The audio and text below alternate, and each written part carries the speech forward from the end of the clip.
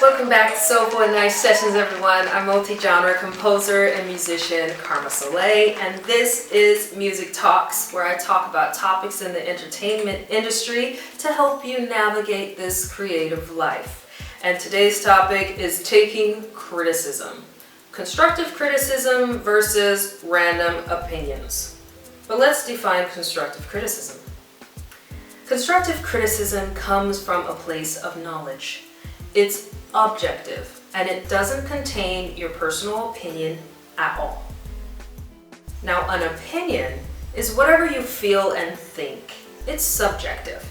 It doesn't need validation, qualification, or proof. Now, when you are receiving and giving criticism, there are a few things you should keep in mind. Number one, is this useful? Does the information that you're receiving or giving put you in a better place for correction? Let's look through this with examples. Let's say you really like the sound of an 808 kick or bass that's heavily distorted, and you present this song for critique. Now, a constructive critic may say something like, I hear that 808 is distorting very hard. Was that your intention?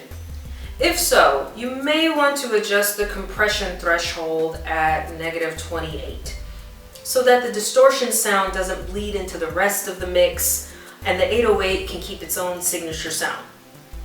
Tip: it's helpful when the critic asks you about your vision so that they can tailor their critique to the vision and not their own personal preferences.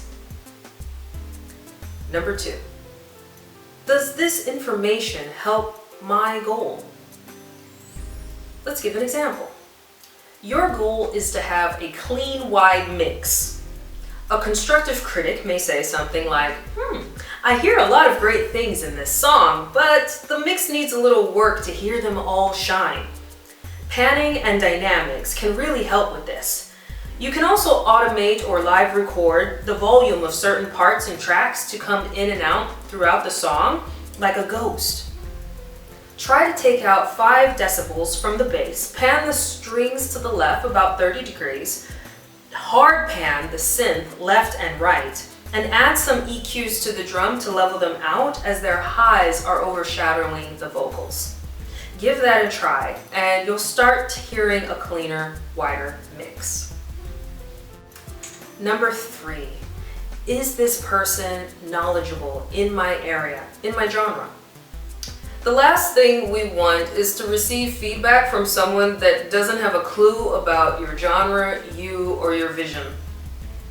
Let's remember that not everyone can give constructive criticism or feedback if they don't have knowledge or experience in it. If someone is criticizing your jazz song and they don't even listen to jazz, do yourself a favor and just listen to their opinion and don't take it personal. You don't have to like it. We are all less likely to take that opinion into consideration anyway because it's an opinion. Opinions don't usually help us get better at something. So just make sure that the person giving feedback knows your genre enough to give constructive criticism. So it's time to spill the tea. It's story time. So I've received a lot of opinions and constructive criticism on my music naturally.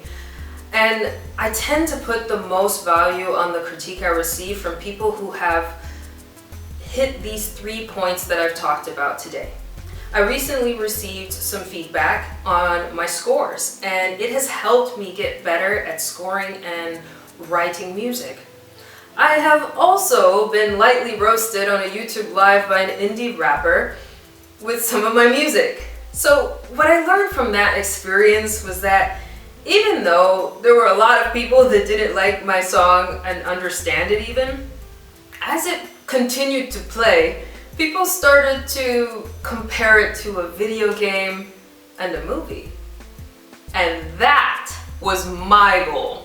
I wanted to know, if these people don't know anything about me, could they know what I was doing? Did I paint my musical picture well? And I did. So there's something we can always take from an opinion or constructive criticism. Just remember these 3 points and try not to take these things to heart when someone says these things about your artistry. And also, remember what your artistic goals are, what it is that you're trying to get better at, and take the information that resonates to your improvement. Well, I hope some of these tips can help you take and receive feedback better in the future. And that's it for today, but remember to stay soulful and nice.